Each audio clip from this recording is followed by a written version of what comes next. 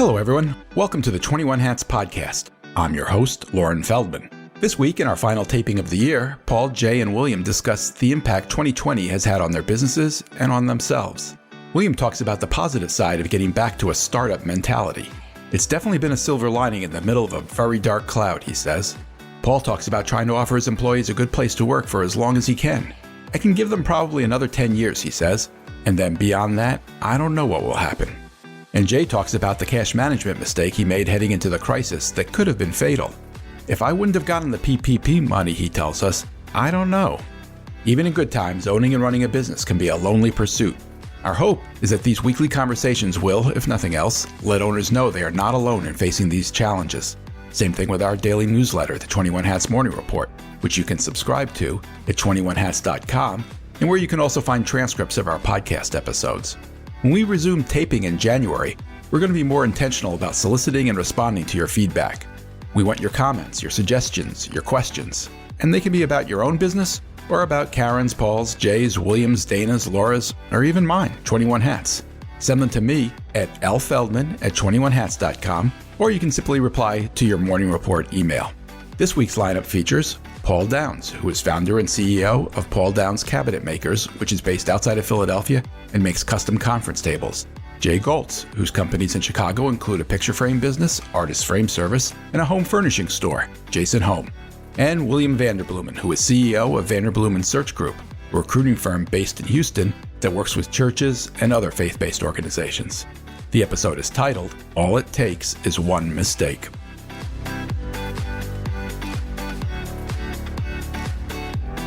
Welcome, Paul, Jay, William, to our last podcast taping of the year. And what a year it's been. I thought we'd take a look back with 3 questions I want to ask each of you. One's about positives you're taking from this year. One's about strategies you might be changing as a result of this year. And one's about how all of this has affected you personally. But let's start with looking for silver linings. William, let me start with you. Early on, there was a time, I think in March or April, where you joined our podcast directly from a Zoom layoff that you had conducted, which you went on to describe to us. I got to imagine that was one of the low points for your year. Happily, in recent weeks, you've told us the year things have picked up and you're expecting a very busy year next year. Can you give us a sense of what positives you're taking away from this? You know, Lauren, I am hopelessly optimistic, so I probably dysfunctionally look for the positives. For us as a company, as we hit the 12.5-year mark or wherever we are, we're not built for high growth. We don't do investors. We don't do debt. It's just we move at the speed of cash, and that is nice, but it can lead to, high growth requires severe agility, right? And if you get into steady growth, which I'll take all day long, I think our agility can get stifled if we're not careful. So the pandemic actually forced us to live out our core value of ever increasing agility. And man, that day I will not forget, and I don't want to repeat it. But after those layoffs and restructuring, everybody had to kind of pitch in. All the things that happened, it felt like we were a startup again. All the things that happened as a startup where everybody kind of has a job description of other duties as necessary. And everybody had to just learn as we go, down to shifting our focus to, since nobody was hiring in March and April, we had to learn what to do when there's no search to do. And so we serve people, helping them get their PPP loans. We set up leadership resources for reopening churches and schools. And it just forced us back into startup mode, which had a benefit of reminding me of my need for agility and also the company as well. Don't want to live there forever, but it's definitely been a silver lining in the middle of a very dark cloud. Paul, when you joined the podcast, you were told us you were expecting your sales to collapse. Happily, that didn't happen. But you've also told us several times recently that you still think the worst might be ahead, and you're being very careful going forward. What positives, if any, can you take from this year? Probably the biggest positive surprise for me as a business owner was that the government sprang into action in March with the PPP program and basically did the right thing and executed on it and saved all the squabbling about it till after the benefit had been handed out. Like, I never thought I would see that from the United States government. At a company level, our sales did not utterly collapse, although they have definitely staggered.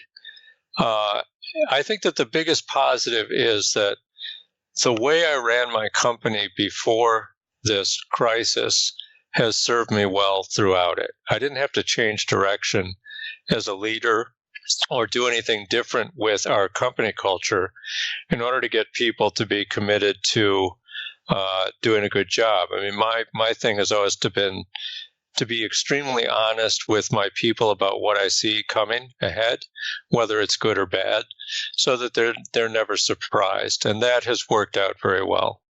Jay, how about you? What have you got? You know what? I'm glad Paul reminded me of the PPP money because I wouldn't have thought of it. It absolutely was a game changer because I got through the year and I haven't lost any people, and our customers have been supportive in coming in. And they say trying times test men's soul. Well, it tests the company's soul, and I'm extremely appreciative and feel good that we got through this. And people have certainly had anxiety and fear and angst, but we managed to get through the year okay. And without the PPP money, got to tell you, probably a very different story. But we got through it, and we're looking forward to a decent next year. But I have to add on another. You said what silver lining from this whole experience. My business isn't the only thing I'm passionate about. I'm also passionate about helping entrepreneurship, and I'm an entrepreneur junkie. And I have to say that 15 years ago, I was on the front cover of Inc. magazine because of the Small Giants book, and I met an editor who was really engaged in small business and was really interested in it and wanted to help. And that editor left there and went to the New York Times, and I went with him.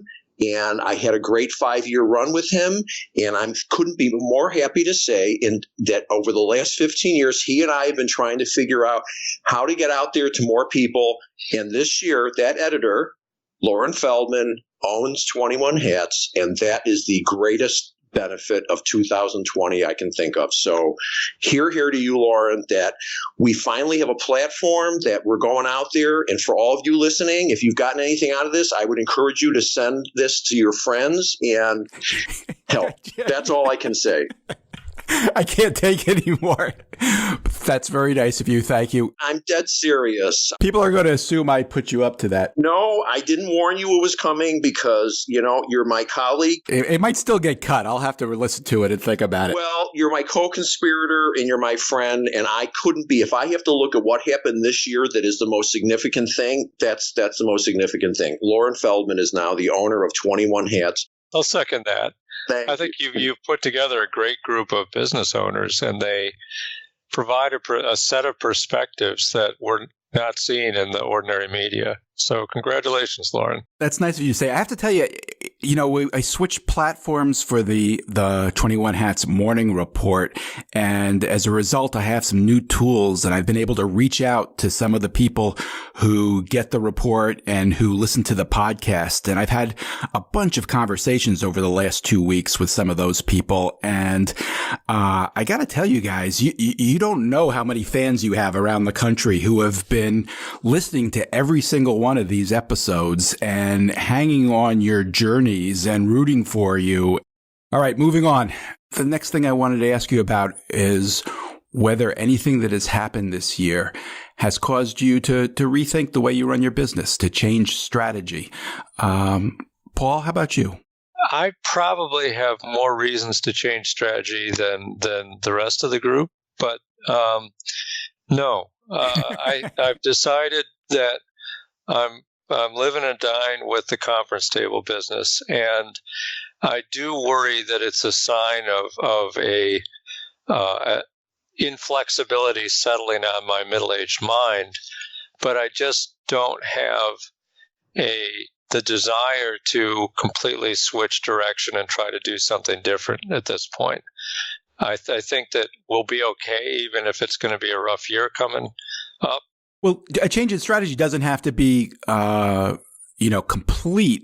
Let me ask you about something specific then, because we talked early on when you joined, we talked a lot about your marketing, and you told us some really intriguing things, including the fact that you had stopped your pay-per-click advertising and that your traffic didn't go and your sales didn't go down.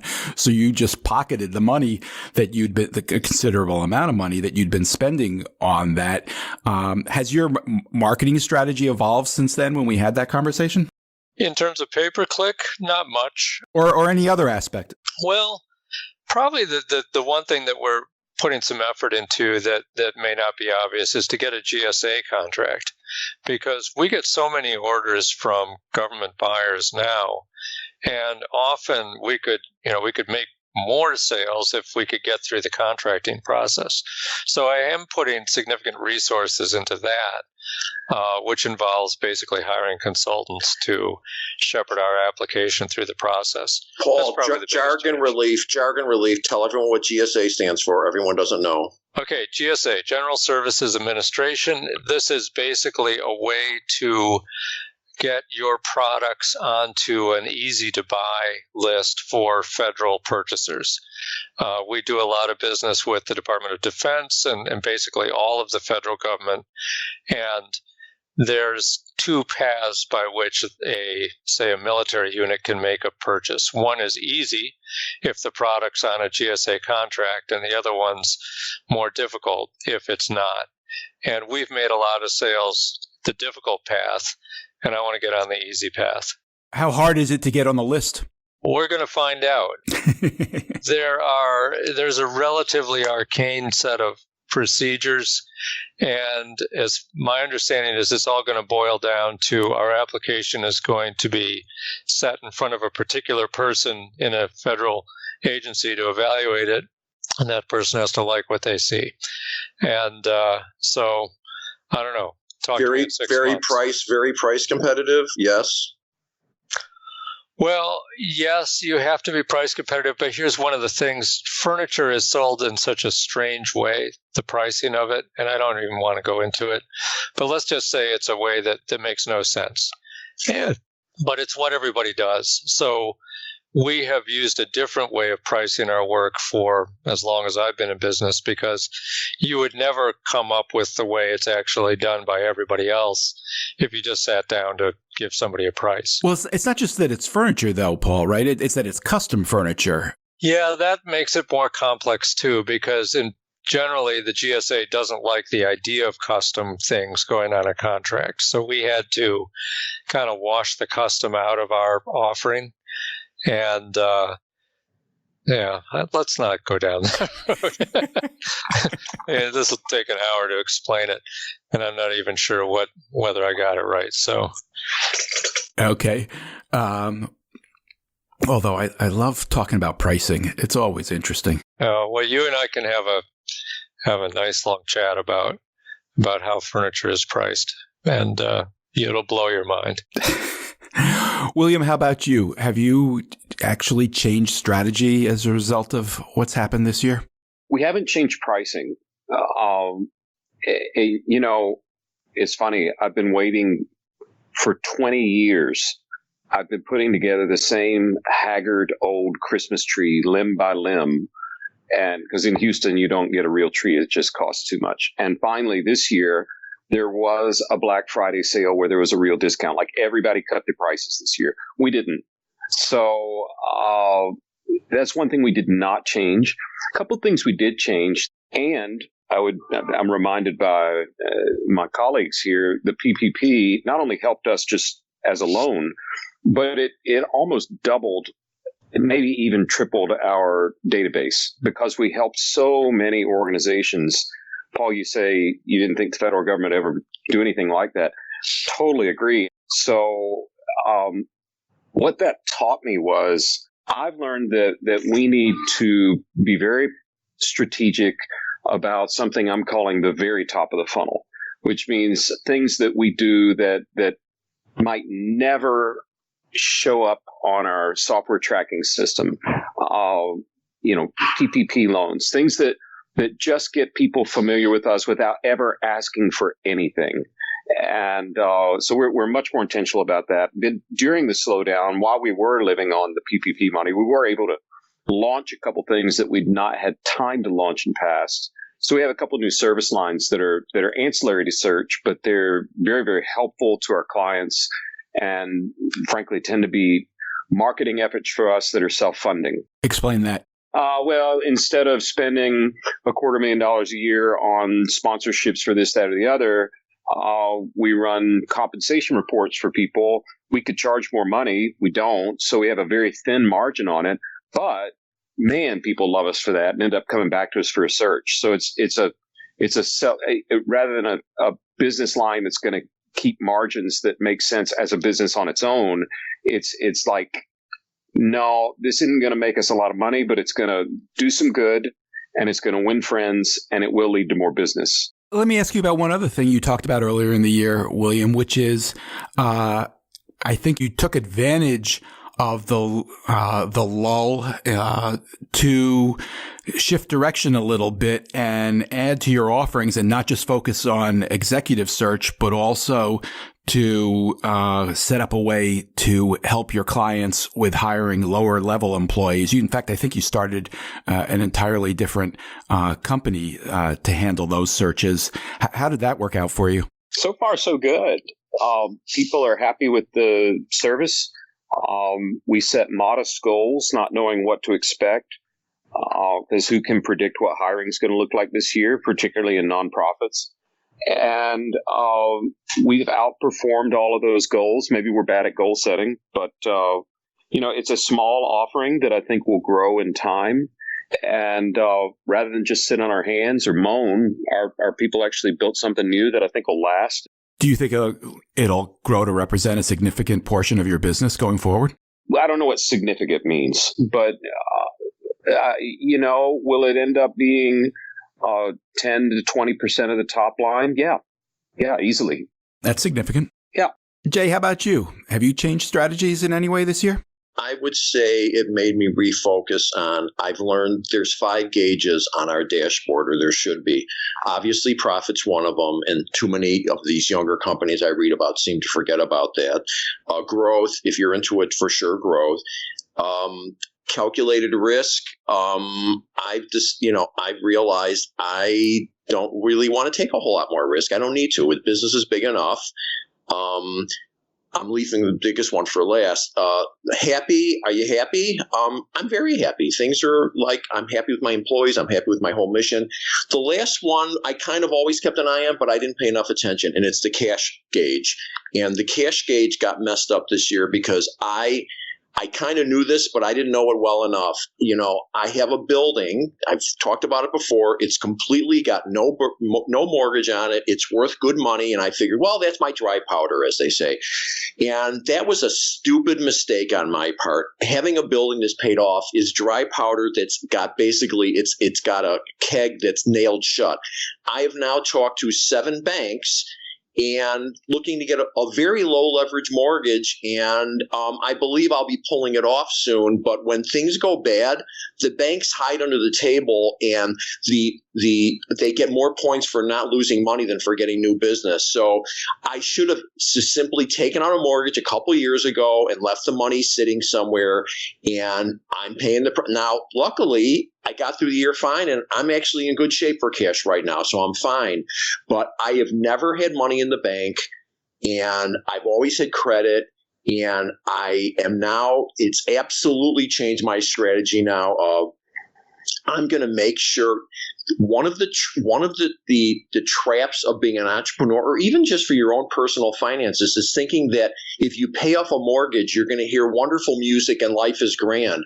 And when you're in business, paying off a mortgage might not be the smartest thing to do. In my case, it certainly wasn't. And I've now recognized I got to pay more attention to the cash thing, because at the end of the day, businesses go broke because they run out of cash. And so I believe I'm about to pull this off. I'm going to get a mortgage, put put the cash somewhere, not spend it, which is new for me, but I'm not going to spend it.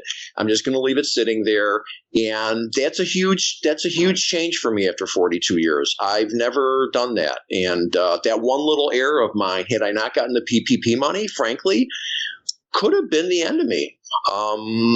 And that's how business works. All it takes is one mistake, and that could have been a fatal mistake.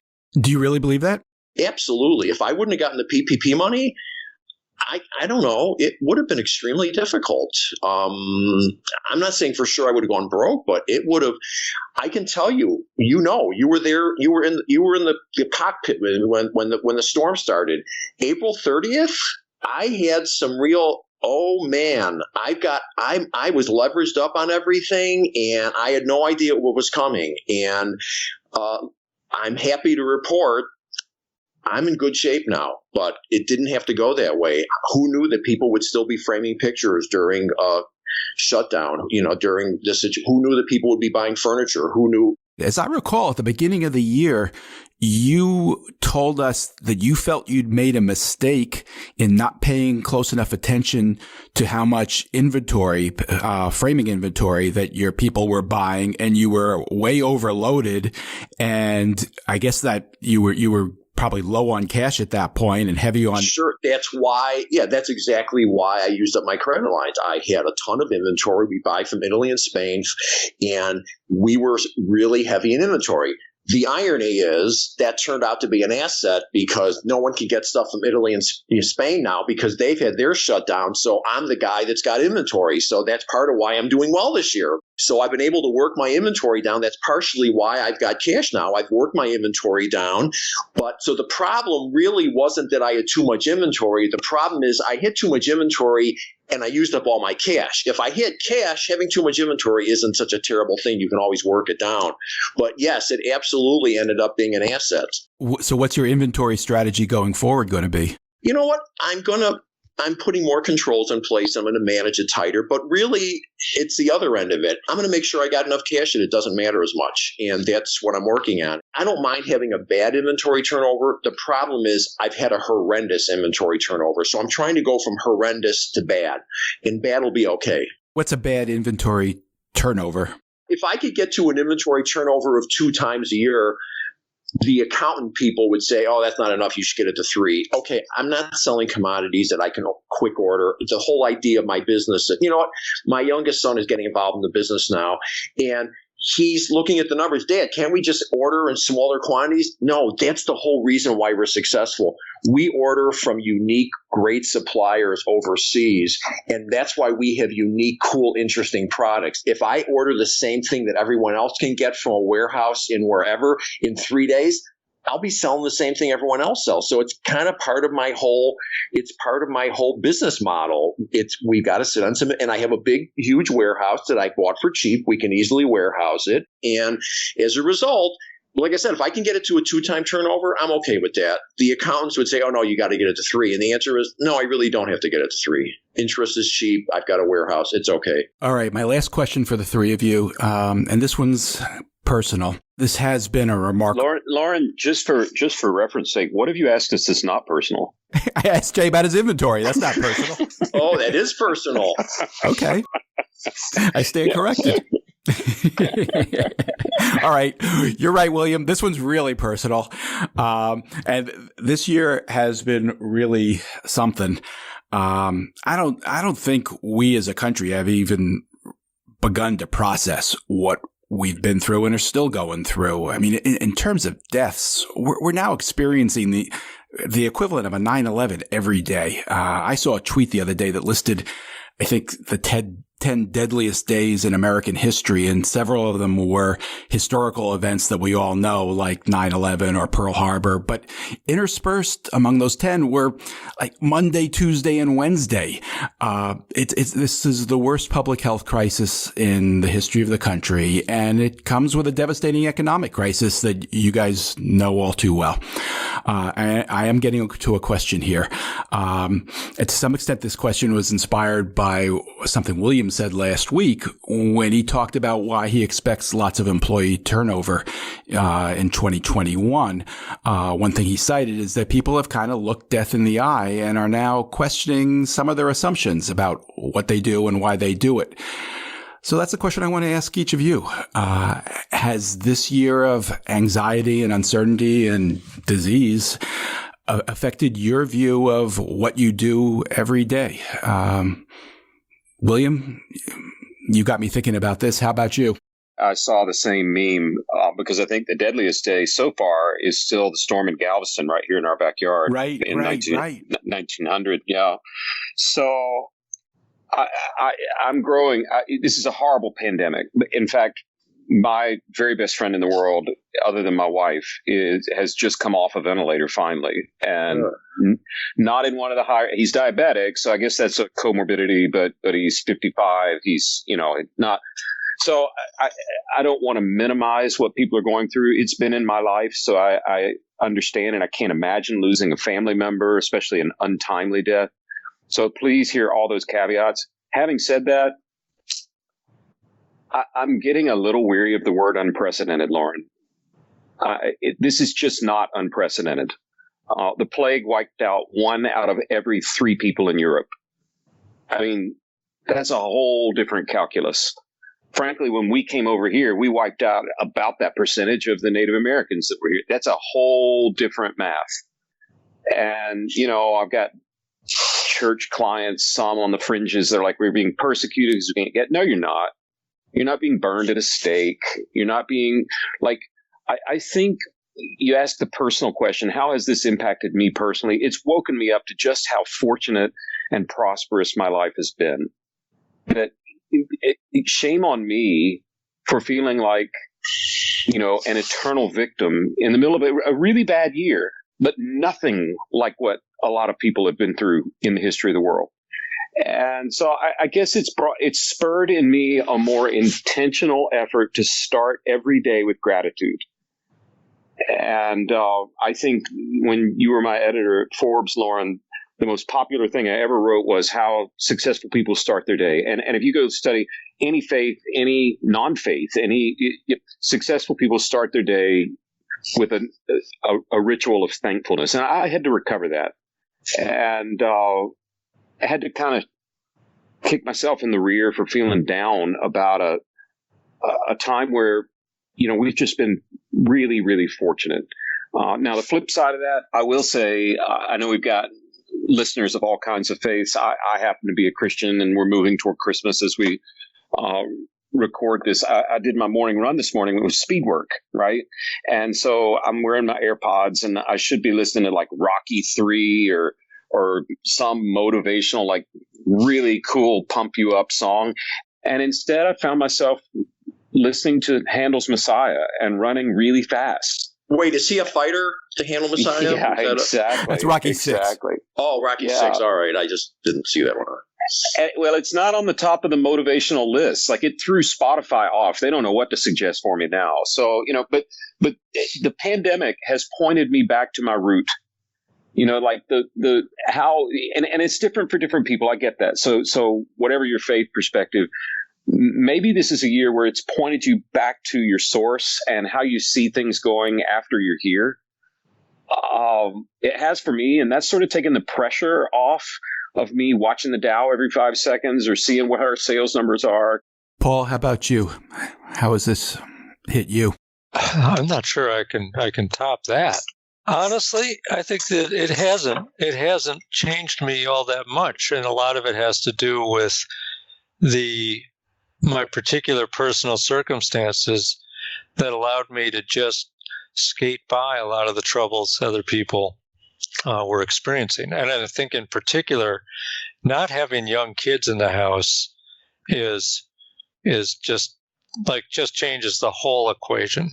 That everybody I know who's got children and is trying to struggle with schooling and what to do with them, then the situation is intruding in their daily life in a way that just didn't happen for me. And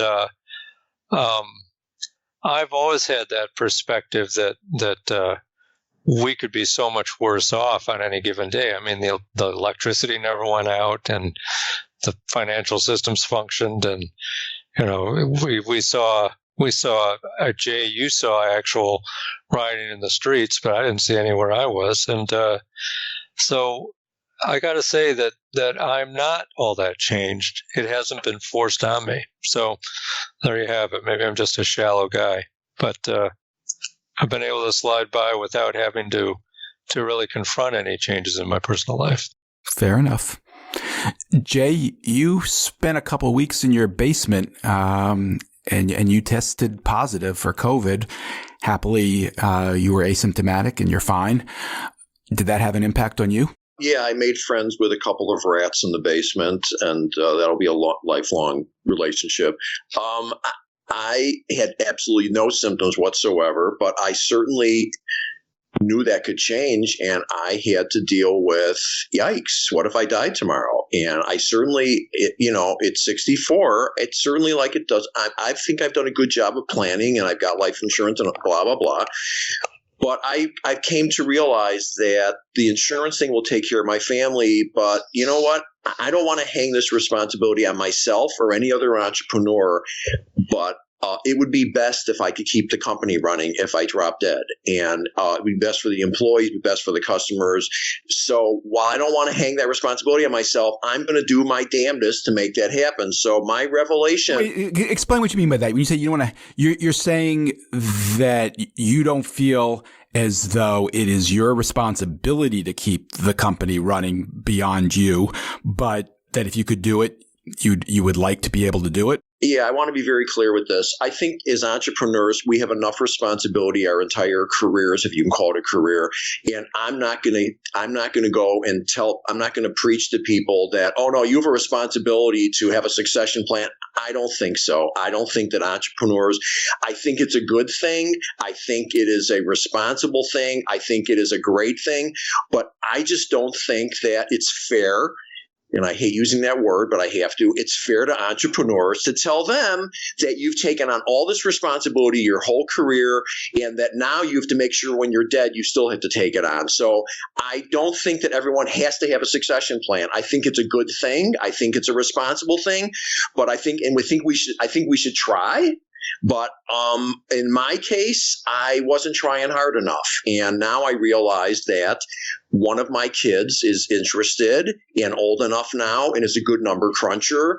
And I'm going to be involving him in the business more and have him be able to understand the inner workings of the company, that if, God forbid, I drop dead tomorrow, that it will be easier to transition and they'll have a good shot at keeping the company running. And I was kind of working on it, but like I said, not hard enough. And if that one wouldn't work, I would have to think of another. I would try to think of another solution, because this isn't anywhere near as simple as people think it is. For those people that aren't in business, well, Jay, I'll just give you some of the quick responses, I'm sure. Why don't you hire someone, bring them in as CEO? And do what? Tell them, oh, you'll really be the CEO when I decide to retire. That could be 5 years from now, 2 years from now, or 30 years from now. I mean, that's just not a reason. Who's going to take that job? And I'm not ready. I don't want to retire. So that's a problem. Oh, Jay, why don't you take one of your employees and groom them? And I don't know that the people that are doing an excellent job running their part of the business have the education, the mindset, the desire, the whatever, to be the CEO of a company that's gotten to be a decent size. So this isn't simple. There's a reason why only 30% of businesses get to the second generation. There's lots of reasons for that. One of them is sometimes businesses just run out of steam. I watched it with my father's dime store. I don't think I'm in that situation. But, over a 30, 40-year period, things do change. And some companies are no longer, as viable as they were when they started. So it's very complicated, and I'm working on it. How are you working on it? What have you taken actual steps? Yes, he is going to, my youngest son, who's now 31, he's been out there. He's done well with real estate. He's going to be working here 3 days a week and still do some real estate. And I'm going to very methodically and deliberately train him on every piece of the business. Does he know this? Yeah. No, he's totally into it and ready for it and anxious to do it and wants to do it. If he said, no, I really don't want to deal with it, okay, I'd have to to come up with a different plan. But that is my plan for the moment, and it's I think it's a good plan. We've talked about some of this before. William, we know you have plans for everything. Paul, I'm curious, do you feel as though you have a responsibility to see that your business goes on beyond you? No, I don't. I think about this a lot because I think at the root of it is a desire to take care of the employees. And that's a big motivator for me every day. That, like I've sort of achieved all my personal goals in business. I'm not filthy rich, but I'm comfortable enough. But I want my people to have a good place to work. And the question is, can I actually guarantee that in any way? And I just don't think I can. I just honestly don't think I can. I can give them probably another 10 years, and then beyond that, I don't know what'll happen. Maybe I sell the company, but then it's a different boss. Maybe I don't sell the company and it shuts down. And the question really comes down to, if I gave people 20 plus years of working in a good place and making a decent dollar and having good colleagues and doing good work, wasn't that good enough? There's always going to be a point when you're going to lose control, and you just can't control everything. And I think a lot of entrepreneurs don't want to think about that, because the lack of control implied in that could creep back to any point. I mean, they're just control freaks, and I like to control things, but there's things you can't control, and that's sort of how I think about it. William, we do know you have those break glass when necessary plans for anything and everything. Do you feel you have a responsibility to see that the business continues beyond you? I think my responsibility is to make sure that the business doesn't rise and fall on my existence. So if the business goes away, fine, but not because, William wasn't here and we can't get by without William. All right. If the business continues, if I have one of the 9 million children I have wants to take it over and they do a good job with it, then that's fine too. If it, I'm not as, I don't want to be the lid of our business. Put it that way. I don't want to be the lid. So there should be some plan that this could continue. I mean, we may get disrupted one day. Maybe we aren't necessary forever. I'm fine with that too. I just don't want to be the reason the place has to close. Dare I say, I think we're all on the same page. Interesting. Coming from different directions, but kind of getting to the same place. Yeah, but it's a healthy, I just think entrepreneurs have enough, we have enough responsibilities our whole working lives. I don't think we need to carry it into death.